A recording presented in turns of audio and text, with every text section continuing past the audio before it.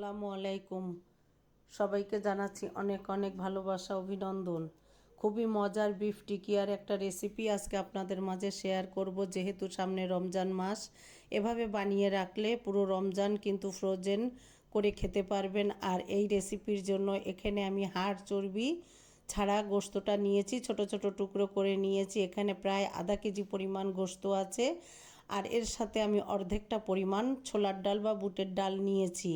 আর গোশটাকে আমি ব্লেন্ডারে ধুয়ে পরিষ্কার করে পানি ঝরিয়ে একটু ব্লেন্ডার করে নিয়ে, আর ডালটাকে প্রায় 1 ঘন্টার মতো ভিজিয়ে রেখেছিলাম। ভালো করে ধুয়ে পরিষ্কার করে একটা রাইস কুকারের প্রেশার কুকারের ভিতরে দিয়ে এবার ডাল গোশতটা দিয়ে দিলাম। এখানে আমি 4টা কাঁচামরিচ দিয়ে দিলাম, স্বাদ মতো লবণ, লাল মরিচের গুঁড়া, হলুদের গুঁড়া, ধনিয়ার গুঁড়া, আদা রসুন বাটা দিয়েছি পরিমাণ মতো, 2টো তেজপাতা, স্বাদ মতো লবণ, পানি দিয়ে আমি খুব বেশি দিব না, একদম গায়ে গায়ে পানি দিয়ে মিডিয়াম হিটে রেখে ডাল আর গোশতটা সিদ্ধ করে নিচ্ছি। এ পর্যায়ে আমি আদা রসুন ব্যবহার করেছি। গরম মশলার গুঁড়াটা এখানে আমি অ্যাড করিনি, যেহেতু আমি ভাজা গরম মশলা ব্যবহার করব। এবার আমি সিটি দিয়ে নিলে চুলাটা অফ করে দিয়ে পর্যায়ে পুরোপুরি পানিটা টেনে গিয়েছে। এবার আমি তেজপাতাটা উঠিয়ে ফেলে দিয়ে একটু ঠান্ডা হয়ে গেলে আমি ব্লেন্ডারে ব্লেন্ড করে নিয়েছি। আপনারা চাইলেই একই কাজ শিলপাটায় করে নিতে পারেন। এবার এখানে আমি একটু ভাজা ধনিয়া জিরার গুঁড়া দিয়ে দিলাম, 2টো ডিম দিয়ে দিলাম, আর একটু গোলমরিচের গুঁড়া দিয়ে দিলাম। দিয়ে আমি ব্লেন্ডার করে নিয়ে এবার আমি একটা বাটিতে নিয়ে এখানে আমি কিছুটা চিলি ফ্লেক্স দিয়েছি, আর এখানে দিয়ে দিলাম কাবাবের মশলা, আর দিয়ে দিলাম গরম মশলা ভাজা যেটা আমি সংরক্ষণ করি, আর দিয়ে দিলাম বিস্কুটের গুঁড়া। দিয়ে এবার খুব ভালো করে হাতের সাহায্যে মাখিয়ে নিব। এ পর্যায়ে 2 টেবিল চামচ পরিমাণ চালের গুঁড়া দিলাম আর একটু ঘি দিলাম। এটা ভাজার সময় সুন্দর একটা ফ্লেভার অ্যাড হবে। এখানে দিয়ে দিলাম 2টো কাঁচা ঝাল কুচি, দিয়ে হাতের সাহায্যে খুব ভালো করে মাখিয়ে নিচ্ছি। যত ভালো করে মাখানো হবে ততটা কিন্তু টিকিয়াটা মজার হবে। এখানে একটু লবণ কম হয়েছে, আমি আর একটু লবণ অ্যাড করেছি। খুব ভালো করে হাতের সাহায্যে মাখিয়ে নিয়েছি। খুব ভালো করে মাখানোর পরে এখানে আমি কিছুটা ফ্রেশ ধনিয়া পাতা ব্যবহার করেছি, যেহেতু এখন হাতের কাছে আছে তাই দিয়ে দিলাম, না হলে দেওয়ার কোনো দরকার নেই, এটা পুরোপুরি অপশনাল। দিয়ে খুব ভালো করে আবার আমি কিছু সময় মাখিয়ে নিচ্ছি। আর এখানে একটু পেঁয়াজের বেরেস্তা 1/2 কাপ পরিমাণ অ্যাড করব।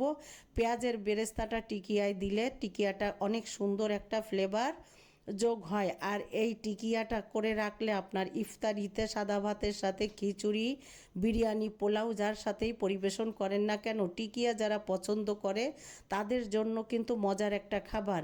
এ পর্যায়ে আমি বেরেস্তাটা দিয়ে আরও কিছু সময় খুব ভালো করে মাখিয়ে নিচ্ছি। আর যত ভালো মাখানো হবে এই টিকিয়াটা খেতে কিন্তু ততটাই সুস্বাদু হবে। আর এই পর্যায়ে যেহেতু রমজান মাস, আমি কিছুটা টিকিয়া ফ্রোজেন করব।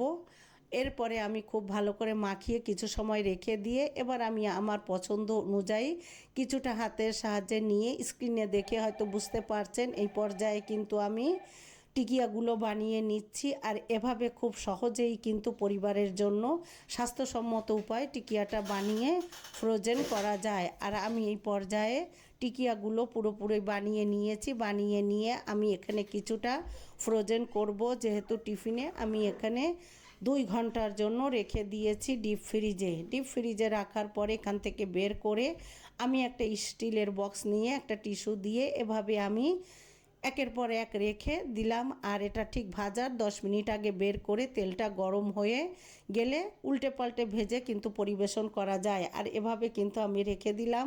আমার প্রায় 50টার মতো টিকিয়া হয়েছিল। এভাবে কিন্তু আমি উপর থেকে একটা টিস্যু দিয়ে ঢাকনা দিয়ে ডিপ ফ্রিজে সংরক্ষণ করি। আর এভাবে টিকিয়াটা বানিয়ে কিন্তু সংরক্ষণ করি সব সময় আপনাদের দেখানোর সুবিধার্থে। আমি এবার এখান থেকে বের করে কিছুটা টিকিয়া এখানে ভেজে নিচ্ছি। গরম গরম পোলাওয়ের সাথে পরিবেশন করেছিলাম। আর একটু সময় নিয়ে মিডিয়াম হিটে এই টিকিয়াটা ভাজতে হয়।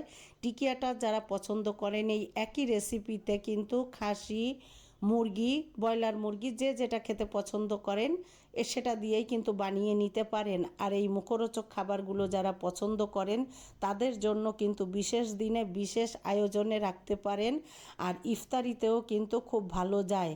আর যারা একটু মুখরোচক খাবার খেতে পছন্দ করেন তারা এভাবে বানিয়ে নিজের পরিবারের মাঝে পরিবেশন করতে পারেন। আমি কথা বলতে বলতে কিন্তু খুব ভালো করে একদম মিডিয়াম লো হিটে রেখে এপিটোপিট করে খুব ভালো করে ভেজে গরম গরম পরিবেশন করেছিলাম। আর পুরো ভিডিওটা দেখে আপনারা জানাবেন আমার টিকিয়াগুলো কেমন হলো, কার কার রান্নার সাথে আজকে আমার এই টিকিয়ার রেসিপি মিলে গেল কমেন্টে জানাবেন। আর ভালো লাগে যদি আমার সাথে থাকবেন, আর আপনাদের এই বোনের জন্য অনেক বেশি দোয়া করবেন। শুকরিয়া আল্লাহর দরবারে।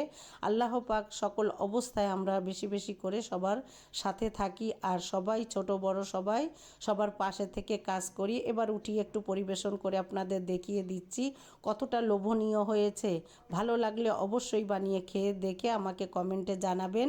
সবাই অনেক বেশি ভালো থাকবেন। আসসালামু আলাইকুম।